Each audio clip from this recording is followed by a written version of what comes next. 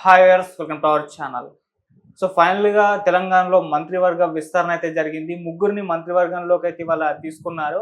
అయితే దీనిపైన కాస్త భిన్నాభిప్రాయాలు కూడా అంటే ఆశావాహులు ఎక్కువగా అసంతృప్తిగా కూడా ఉన్నారు. అంటే రేవంత్ రెడ్డి గారు కూడా తన సన్నిహితుల్ని కూడా మంత్రివర్గంలోకి తీసుకురాలేకపోయారని కూడా కొంత వినిపిస్తూ ఉంది. అయితే ఈ నేపథ్యంలోనే ఇప్పుడు ఆశావాహుల్ని బుజ్జగించే పనులు కాంగ్రెస్ మొత్తం కూడా ప్రయత్నాలు చేస్తుంది. వాళ్ళతో మీటింగ్‌లు ఏర్పాటు చేస్తున్నట్టుగా కూడా తెలుస్తుంది. ముఖ్యంగా రాజగోపాల్ రెడ్డి గారు రాజీనామా అంటూ వార్తలొస్తున్నాయి. విజయశాంతి గారు రాజీనామా అంటూ వార్తలొస్తున్నాయి. మల్రెడ్డి గారు రాజీనామా అంటూ వార్తలు. ఈ విధంగా అయితే వాళ్ళ గురించి రావడం చూస్తున్నాం. మరి సో ఈ మంత్రివర్గ విస్తరణ, ఈ రాజీనామాలు దీనికి సంబంధించి డిస్కస్ చేయడానికి ప్రెజెంట్ మనతో పాటు సీనియర్ జర్నలిస్ట్ అరవింద్ కొల్లి గారు ఉన్నారు. వారిని అడిగి తెలుసుకునే ప్రయత్నం అయితే చేద్దాం. సార్ నమస్కారం సార్. నమస్కారం. సో ముగ్గురినైతే మంత్రివర్గంలోకి తీసుకున్నారు సార్. మరి ఆశావాహులైతే అసంతృప్తిగా అయితే ఉండడం చూస్తున్నాం. మరి వీళ్ళని బుజ్జగించే పనిలో ఇప్పుడు కాంగ్రెస్ పడిపోయింది. అయితే కొంత మేరకైతే వినిపిస్తుంది. ఇప్పుడు రాజీనామా చేసే ఆలోచనలో ఉన్నారు అంటే రాజగోపాల్ రెడ్డి గారు. మనకి కాంగ్రెస్ పార్టీ అధికారంలో ఉండి మన దగ్గర దాదాపు చాలా కాలం అయింది కాబట్టి, 10 ఏళ్ళు పైగా అయింది కాబట్టి, మనకి అది కాంగ్రెస్ అసంతృప్తి ఈ రెండింటిని మర్చిపోయాం మనం.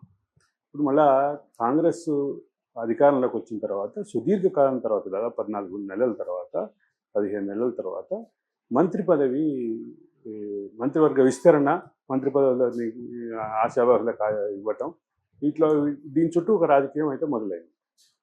ఒకటైతే క్లియర్, మొత్తం ఉన్న ఆశావాహులను అందరినీ అకామిడేట్ చేయడం సాధ్యం కాదు.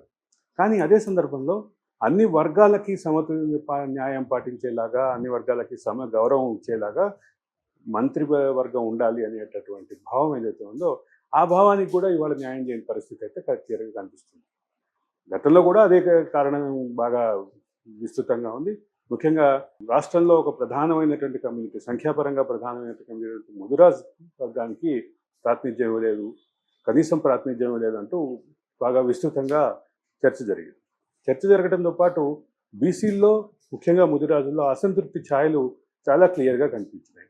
రెండోది, గతంలో ఈ ముదిరాజు వర్గానికి ప్రాతినిధ్యం వహించినటువంటి టీఆర్ఎస్ హయాంలో ప్రాతినిధ్యం వహించినటువంటి ఈటెల రాజేందర్ని కూడా అర్ధాంతరంగా తొలగించడం, ఆ తర్వాత అప్పుడు కేంద్రంలో ఎంపీగా ఉన్నటువంటి బండ ప్రకాష్ని తీసుకొచ్చి ఇక్కడ ముదిరాజు వర్గం నుంచి ప్రాతినిధ్యం ఇచ్చేటటువంటి ప్రయత్నం చేయటం, అది ఆలస్యం అయ్యేసరికి ఆయనకి మన మండలి ఉప సభాపతి దాకా మండలికి సంబంధించిన డిప్యూటీ చైర్మన్ పోస్ట్ ఇవ్వడం చూసాం.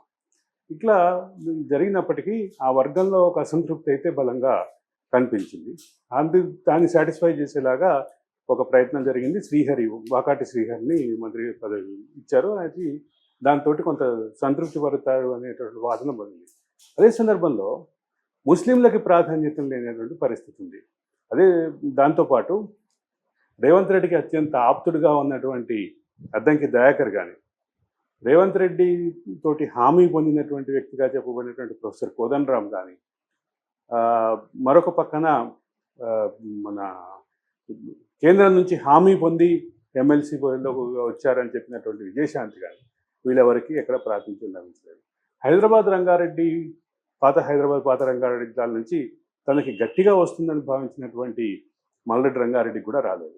రెండోది, మునుగోడు శాసనసభ్యుడు కోమటిరెడ్డి రాజగోపాల్ రెడ్డికి సంబంధించిన అంశంలో ఆయన అంటే బహిరంగ సభలోనే రేవంత్ రెడ్డి దగ్గర నుంచి హామీ పొందారు. శ్యామల కిరణ్ కుమార్ రెడ్డిని కనుక గెలిపిస్తే, భువనగిరి ఎంపీగా కాంగ్రెస్ అభ్యర్థిని గెలిపిస్తే ఆయన మంత్రివర్గంలో తీసుకుంటారనేది బయట బహిరంగంగానే చర్చ జరిగింది. హామీ కూడా పొందినటువంటి పరిస్థితి. దాంతోపాటు వీటన్నిటితో పాటు మరికొంతమంది అంటే రేవంత్ రెడ్డికి అత్యంత ఆత్మీయుడిగా చెప్పబడేటువంటి ప్రేమసాగర్ రావు కూడా ఆశించారు, ఆయన కూడా రాలేదు. రెండోది, ఈసారి మంత్రివర్గంలో ఎస్టీల సంఖ్య పెరగబోతోంది అనే ఊహాగానం జరిగింది. దాని మేరకు ఆ ఎస్టీ ఆశావాహులు కూడా చాలామంది బయలుదేరినటువంటి పరిస్థితి ఉంది. వీటన్నిటిని ఎవరిని సాటిస్ఫై చేసే పరిస్థితి లేదు. ఇది చేయకపోగా తీసుకున్నటువంటి మూడిట్లో ఒక ఇద్దరు ఎస్సీ సామాజిక వర్గం నుంచి తీసుకుని ఒక మాదిగ సామాజిక వర్గాలకి బ్యాలెన్స్ చేయడానికి ప్రయత్నం జరిగిందని చెప్తారు. ఇది అట్లా ఉంటే అంటే ఇతర ఆర్థిక కారణాల కారణంగా వివేక్ని మంత్రి పదవి వరించింది అనేటువంటి వాదన కూడా చాలా బలంగా ఉంది.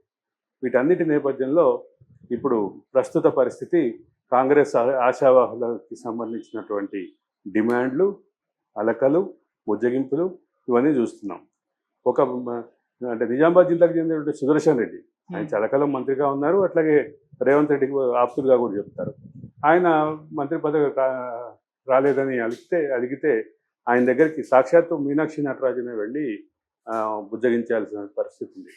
రెండో పక్కన మల్లెల రంగారెడ్డి చాలా గట్టిగానే ఉన్నారు. కోమటిరెడ్డి రాజగోపాల్ రెడ్డి గట్టిగానే ఉన్నారు. ఆమెకి సంబంధించినటువంటి హోంమంత్రిగానే ఆమె ఊహించారు. ఎవరు మన విజయశాంతి, లేడీ సూపర్ స్టార్ విజయశాంతిని హోంమంత్రిగా చూడాలన్నటువంటి ఆమె అభిమానుల కోరిక తీరలేదు. వీటన్నిటి నేపథ్యంలో అసలు వాస్తవంగా మంత్రి పదవి వర్గంలో ఉన్న ఖాళీలు 6 అయితే 3 ఇప్పుడు ఫిల్ చేశారు. ఇంకో 3 ఉన్నాయి కాబట్టి ఈ 3 ఎవరిని ఎక్కడ ప్లేస్ చేస్తారా అనేది కూడా కొంచెం ఆసక్తిగా చూడాల్సినటువంటి అంశమే. అంటే ఇది ఓన్లీ సెకండ్ ఫేజ్, ఇంకో థర్డ్ ఫేజ్ ఇంకోటి కూడా ఉందా అనుకోవచ్చు. సెకండ్ ఫేజ్కే సంవత్సరంగా తీసుకున్నారు.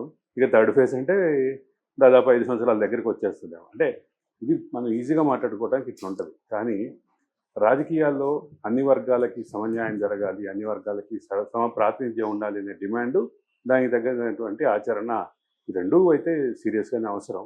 కాబట్టి ఏ డైరెక్షన్లో వెళ్తుంది ప్రభుత్వం అంటే మంత్రి పదవులకి కేటాయింపుల విషయంలో, మంత్రి వర్గంలోకి తీసుకునే విషయంలో కొంత దానిపైన ఆశావాహులు, అసంతృప్తులు అన్నీ ఉన్నాయి. వాటిని ఎట్లా అడ్రస్ చేస్తారు అనేది కూడా చూడాల్సినటువంటి పరిస్థితి. ఓకే, సో ఇప్పటి వరకు అయితే మరి ఎవరి దగ్గర నుంచి అంటే రాజీనామాలు చేసే అవకాశం అయితే రాజీనామాలకు సంబంధించిన ఊహాగానాలు, రాజీనామాలకు సంబంధించినటువంటి